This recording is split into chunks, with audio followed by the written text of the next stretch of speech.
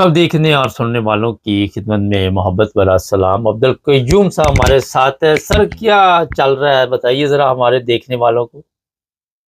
देखिए मुबारक साहब, इंसान जो होते हैं उनकी दुआएं और बदुआएं ये अल्लाह के साथ कनेक्टेड होती हैं। पूरा पाकिस्तान इस फील्ड मार्शल के लिए बदुआएं कर रहा था और मुस्लिम लीग नून के लिए, चूंकि ये इसके साथ मिले हुए थे और एक ऐसा आदमी जिसका हक था, उसका हक मारा गया और हक मारने के बावजूद उसके साथ जुल्म किया गया।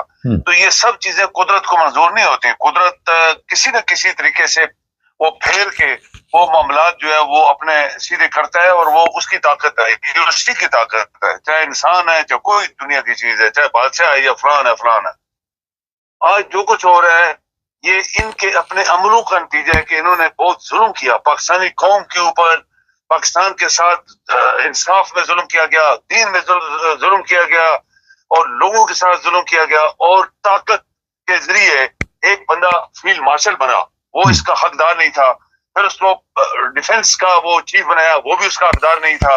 और चीफ ऑफ आर्मी स्टाफ जब ये बना था इसका हकदार नहीं था। तो मुबारक साहब, आज वो दिन आ गया है। आप यकीन करें, हमने बोला था 2 दिन में बड़े फैसले होने वाले और आज शाम तक, कल सुबह तक ये फैसला हो जाएगा कि ये बंदा, इसको रिटायर किया जा रहा है और 4 नए जनरल बनाया जाए, chief of army staff, chief of defence और पॉसिबली चीफ ऑफ डिफेंस। जो लोग रिटायर हुए हैं, जो जबरदस्ती सीनियर लोग थे, लेफ्टिनेंट जनरल घर चले गए, उनको वापस बुलाया जाए और उनको सीनियर बना के रखा जाए। फिर और लोग DGSI और ये सारे नए 4 जनरल 4 स्टार जनरल बनने वाले हैं। तो ये क्यों हुआ? इसलिए हुआ कि इन्होंने यजीदियत जिसको कहते हैं जुल्म की इंतहा की।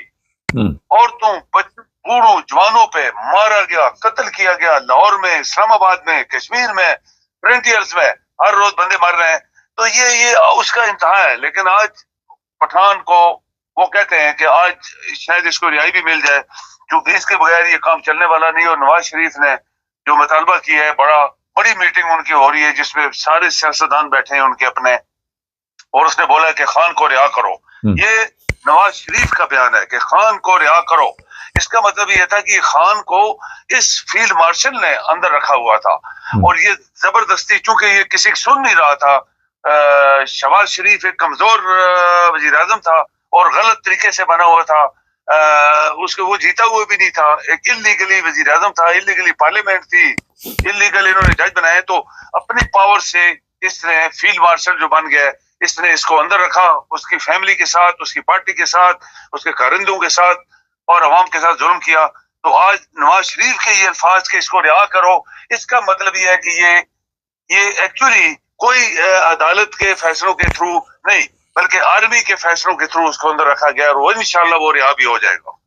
अच्छा सर, ये बताइए कि ये तो इत्तला मिल चुकी है कि नवाज शरीफ और जो आसम मनीर है इसके दरमियान काफ़ी गड़बड़ इस वक्त चल रही है और इस वक्त जो आर्मी है वो भी ब्लैकमेल कर रही है नवाज शरीफ को। मगर खान को रहा करो या ना करो, लेकिन ये आराम से चला जाएगा चीफ ऑफ आर्मी स्टाफ। ये तो सुना है कि वो कहता है मैंने जाना ही नहीं, जो मर्जी कर लो। देखिए, इसके उल्टे दिन जब आते हैं ना, देखें मुबारक साहब, जब किसी को उल्टे दिन आ जाते हैं ना तो वो फिर बचता नहीं है। और इसके अभी उल्टे दिन है।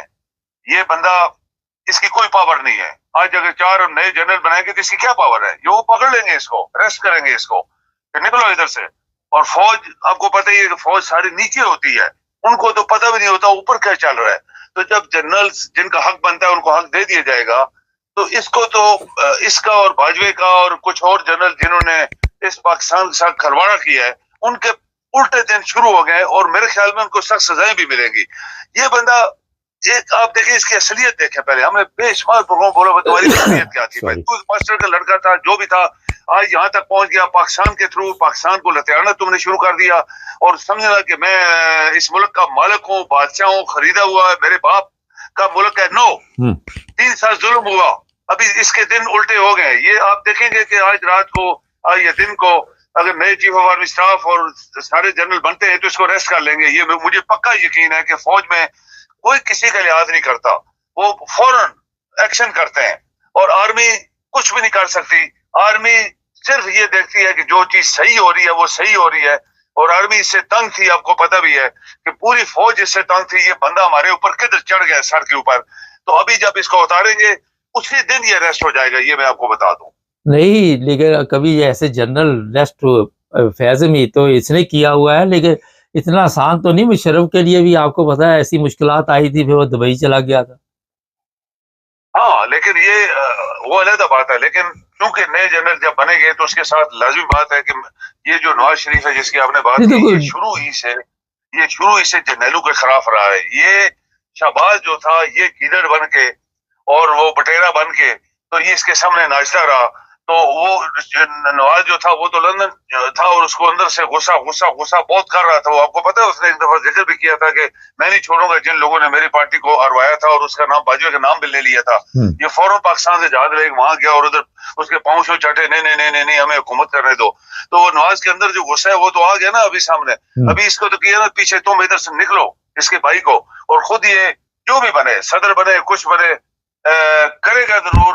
اور فوج میں مبارک صاحب آپ کو پتا ہے فوج کی جو قانون ہے اس کے تحت یہی جنرل جو آج چیف آف آرمی اسٹاف بنے گا یا ڈیفینس کا چیف بنے گا یا ڈی جی ایس آئی بنے گا, یہی اس کو اریسٹ کریں گے, یہی اس کو کر لیں گے. اس کی کوئی پاور ہی نہیں رہے گی. جب یہ بولیں گے کہ تمہاری نوکری آج سے ختم تو ہی جسٹ زیرو. آپ دیکھیں مشرف کے ساتھ کیانی نے غداری کی تھی. کیانی وہ جو ٹکے کا آدمی نہیں تھا, ایک ٹکے کا آدمی نہیں تھا, وہ اس نے مشرف نے اپنی کرسی کے لیے رکھا ہوا تھا. D G S I, vice chief of army staff, پھر ایکسٹینشن دی زرداری نے, کیونکہ زرداری آرام خور لانتی بندہ ہے. اس کی بیوی کا یہ ملٹری اٹیچی ہوتا تھا کسی زمانے میں, تو اس نے اس کو ایکسٹینشن دے دی. لیکن جب مشرف سے کرسی گئی یہ یعنی 360 ڈگری کی آنکھیں اس نے پھیری تھیں, آپ کو پتا ہے. تو یہ اسی طرح فوج میں ہوتا ہے. اچھا یہ بھی خبر ہے کہ بڑا سخت پریشان ہے اس وقت عاصم منیر, اور اس کی راتوں کی نیندیں اڑی ہوئی ہے اور بڑا انڈر پریشر ہوا اس وقت, اور ذہنی طور پہ کافی ڈسٹرب ہے. مبارک صاحب جب ایک آدمی انلیگلی اس کو, چلو اگر ہم یہ کہتے ہیں چلو ٹھیک ہے اس کو تم نے آرمی چیف بنایا, ریٹائر ہو گیا تھا, بنا دیا, تو اس کو اللہ کا شکر ادا کرنا چاہیے تھا. میرا حق بھی نہیں تھا. 7-8 جنرل گھر چلے گئے جو حقدار تھے. اس سے پہلے سینکڑوں نہیں تو ڈزنز جنرل گھر گئے جو قابل ترین پاکستان کے لیفٹیننٹ جنرل تھے.